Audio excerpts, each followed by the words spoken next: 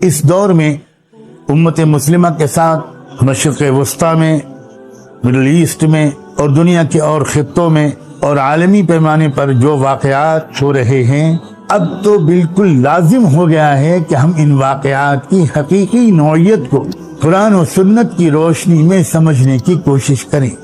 آپ بارہا سن چکے ہیں فتنہ دجال کے بارے میں۔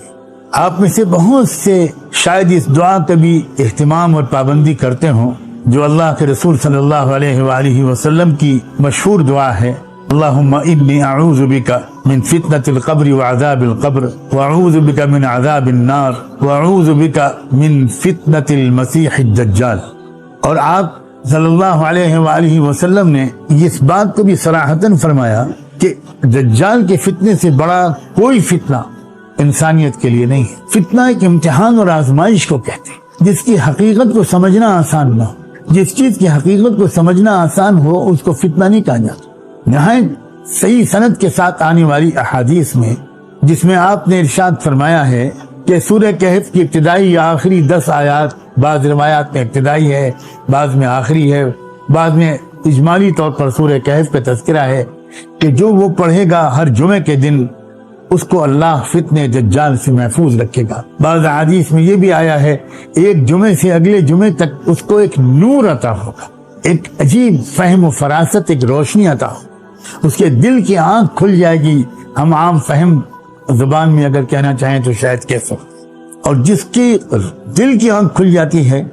وہ حقائق کو وہی سمجھ پاتا ہے۔ جو شے کی حقیقت کو نہ جانے وہ نظر ہی کیا۔ تو اس طرح آپ نے گویا یہ اشارہ کر دیا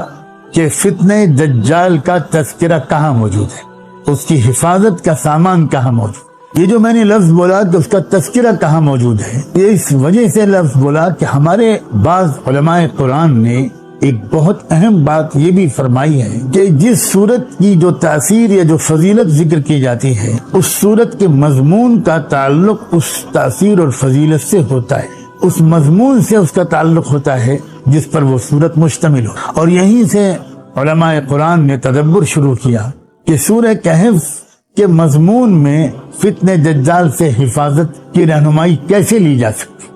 آج میں آپ کے سے تمہیدی گفتگو کر رہا ہوں۔ ایک تو میں نے یہ بات عرض کی کہ فتنہ دجال انسانی تاریخ کا سب سے بڑا فتنہ ہے، سخت امتحان ہے۔ اس امتحان میں کامیاب ہونے والوں کی تعداد بہت کم ہوگی، ناکام ہو جانے اور پھنس جانے والوں کی تعداد بہت زیادہ ہوگی۔ اب آج مجھے صرف اتنا ہی عرض کرنا ہے کہ جس دور میں ہم جی رہے ہیں پچھلے کئی سو سال سے، ان کئی سو سال میں جو دنیا میں تبدیلیاں آئیں، انقلابات ہوئے، جو سسٹم اور جو نظام چلے، اور اس وقت جو واقعات ہو رہے ہیں اور بڑی تیزی کے ساتھ اب تو ہو رہے ہیں،